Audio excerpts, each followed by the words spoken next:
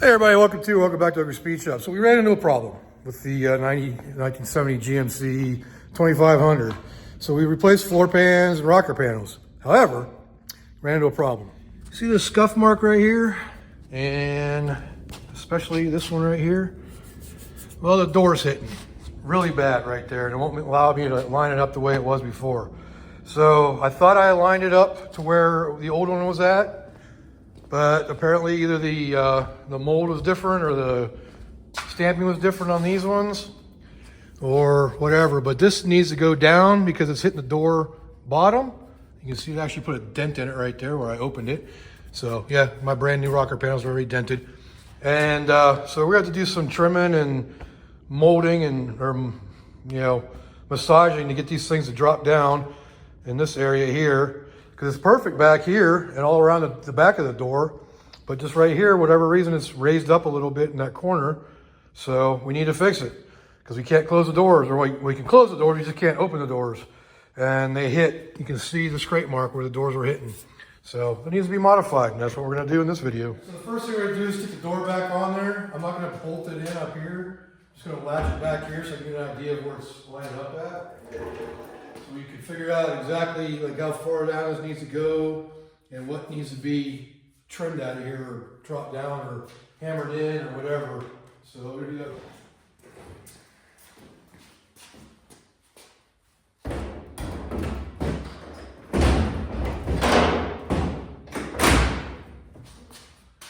There we go.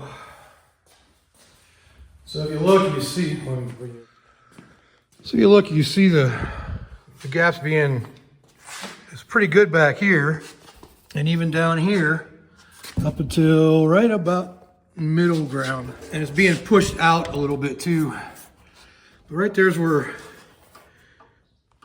you've got a pretty good gap there, but then as you get further forward, it makes it so you can't close the door. If you look right in there, you can see it's hitting. So that's where the problem lies, is that angle there. So I need to cut it down. This got to be moved down too because it's hitting. Like this is, the door is actually below this level now, so it needs to be above it. But because of that, we're going to fix that part first and see what happens. Let's just not let it go in all the way. I don't know. We got to figure this out. But the doors don't close now, or don't open now. So as you can see right inside there how it's hitting on that area right there. And as of right now, it's a little too low, but trying to raise it up throws everything off. So gotta figure out what we gotta do to first drop this area down inside here down to clear for that part of the door, and then we'll go from there. So I know I didn't show you what the door was doing before because I couldn't like open it, but as you see now, it opens nice and smooth and closes just as smooth. And what did I have to do to make that happen? Cut a little bit and hammer a little bit. So this whole corner back here where the door actually overlaps, I hammered that down in. I cut a slot here and a slot along the outside here, and I actually did a pie cut on that. Pinched that in to bring this area down, and same thing with down here as I brought this whole area down because I noticed it was hitting the whole way across here on the bottom of the door here. And it looks like the door needs some replacement too. Nice, but anyways, so that's what I did for that, just to kind of bring it down a little bit. I'll probably do a little bit more in the back area here, but I got the front to fit now to where it closes almost perfectly. The gap's a little wide back here, it needs some adjustment. But in the process of doing this the other day, trying to get it on, I stripped out these two bolts. As you can see, they are all kinds of galled up. So this one's not as bad, but the whole inside here is completely stripped out. So looks like I'm gonna have to take that nice panel, that patch panel we did for the kick panel, and cut into it so I can make a new one of these mounting pieces for the door.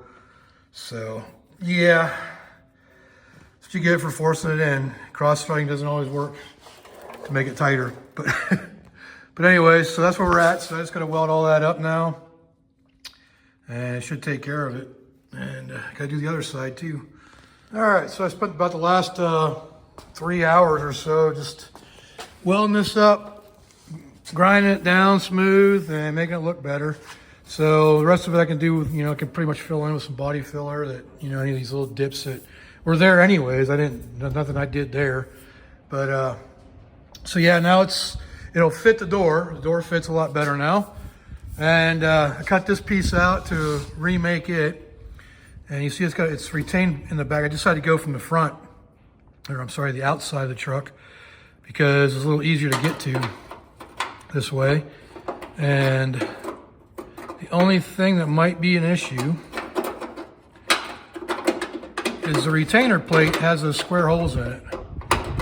So, and these are square back here. So I have to measure some nuts, or just decide to tap it or not. But it's supposed to stay up in there. That's what retains it and gives it the motion it needs, but not too much. So I'm not sure what I'm gonna do about that yet. Hopefully 9/16, or I'm sorry, a 3/8 fine thread nut will take about the same amount of space as that and still give me the same effect of what that does in there. I really don't have to worry about the one on this side here, because this bottom one's fine. Just gotta do the top two ones. If I decide to go that route, or I just make a whole new one, I don't know yet. I didn't realize it was this thin. It's only an 1/8 inch. So, but we can make it. It ain't no big deal. And then 16 gauge to cover the hole. So it looks like what I was talking about will work exactly the way I thought. So the sides, the flats of the nut is the exact width of what that square is. And it'll be a little bit looser up and down, but you only have to worry about the one side. And this is just prevent it from going side to side. Now, all I need is some fine thread 3/8. I don't have any fine thread 3/8 nuts. So, gotta go to town for that. Hopefully I can find them. Nobody around here likes fine thread for some reason. Still gotta fix the passenger side one, but this side is should be good now. All right, so we got this bracket out. And if you notice, see how we got one square right there and then 2 empty holes? Well, these are just pressed in there. So what I'm gonna do, I'm gonna take a 1030 or a 3/8 24 nut. And I'm gonna make it fit in there. So that way it's still using the sides like it used on this, which is what allows it to move around in here. So that's what we're gonna do to fix those. I think I might go ahead and replace all of them. But the only thing I have to do is I just knock off the corners of 2 sides of this nut, and it should press down in there. I'm gonna weld it as well, but I want to get the press in there first, and then I'll do the welds in the corners to hold it in permanently. So that's what we're gonna do. All right, so as you can see, all I did is knock the corners off of 2 sides of that and just tapped it in, and it went right in. So now I can put some welds in the corners here so it doesn't interfere with the sliding ability of it. And so I just gotta do one more. I might do both of them because that looks a little tore up too, that hole. So yeah, I think I will. That way they're all new. That's all it is. All right, so we got that all done. Still gotta weld it, but I just want to show how it works exactly the same. Gives you all that motion, but maintains it in there at the same time. So we're gonna be good on that. So the reason we gotta weld it, because typically on the original, it had these little shelves right here to stop it from being pulled out. So we don't have that now. So we gotta put a little weld in there, and that'll be it. All right, so we got that all made to where it moves around the way it did originally. And let me get it out of here real quick. Easier said than done. So you can see where we tacked it in each corner there on the front side of it. And welded it back here too, but it kept just going everywhere on me. So just ground down the corners so it allows it to move it around like it did originally. So just gonna chase the threads again just to make sure they're clean, and we'll be good to go to seal that back up. So just gotta make a little piece to cover that up now. All right, so I'm coming at you a little bit after the storm. We had a really bad windstorm here today. We've got some 70-mile-per-hour gusts and pretty much just like 3 or 4 hours worth of like 45 to 50-mile-per-hour winds. And we lost electricity, so I've been out of power. However, because of the technology we have today of cordless stuff, I was able to work semi in the dark. So I had lights, but I couldn't record because it was too dark to even try to record all that.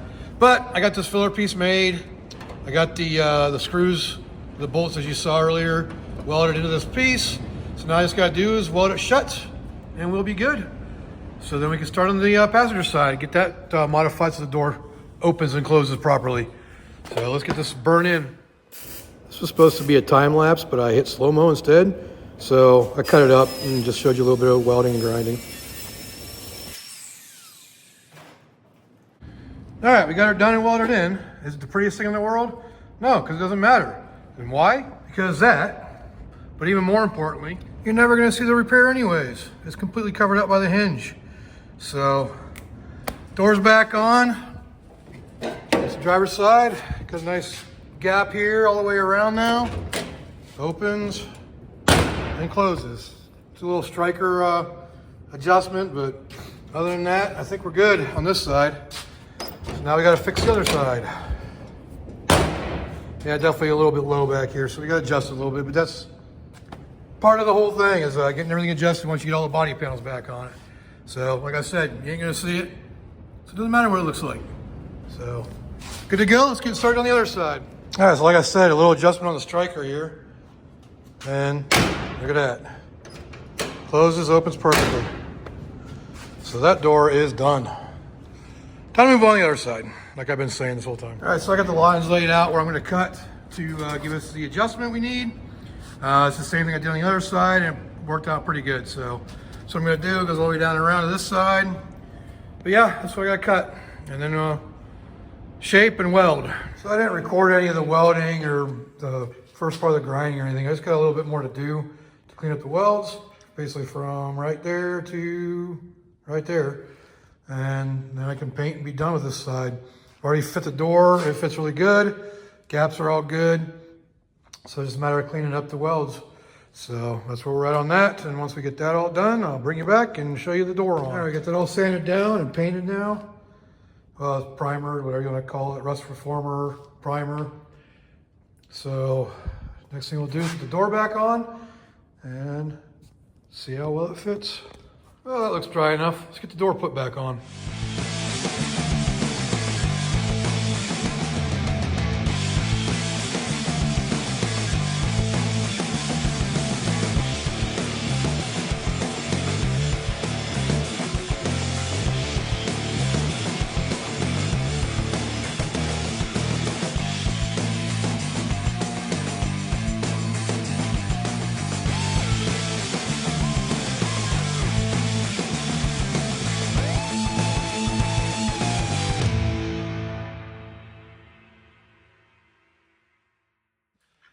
Well, there's definitely some more adjustment to be done.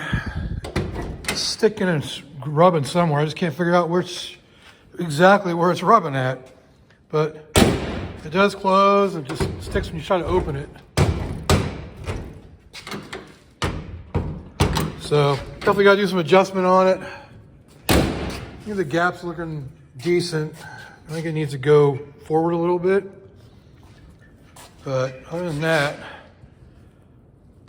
we are good. So now the door actually opens.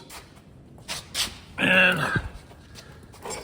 you can see how it's just skimming the top of that rocker now. And when I first put it on, it hit the stupid thing. I thought I had plenty of clearance, but I didn't lift it up far enough, I guess. So there you have it. Lines seem good. So it's where it needs to be, and rocker's all good to go now. All right, so I adjusted the hinges a little bit, opened this gap up a little bit back here, and now it closes, opens just like the other side does. This door's a little stickier, like the hinges tighter. Probably because it didn't get used as much back in the day, but now she closes very nicely. So we're definitely good on that. I just got back from my 27th anniversary dinner with my wife. But I think I'm gonna go ahead and leave the video here because there really isn't much more to go over on, fixing those rockers. They all work now, the doors fit, and they close and open very nicely now, so I'm pretty happy with that. So on that note, if you like this video, leave a like down there, leave me a comment, let me know what I can do better, and hey, subscribe while you're at it. It's free, why not? So appreciate you all being here till the end. I know it was a short video, but there wasn't much to cover. I think the next thing I'm gonna start doing is getting that engine ready, and I order a crank still. I got bearings, but I need a crank cam. But we'll start building that motor here pretty soon. So make sure you tune in for that. So until next time, I will see you all later.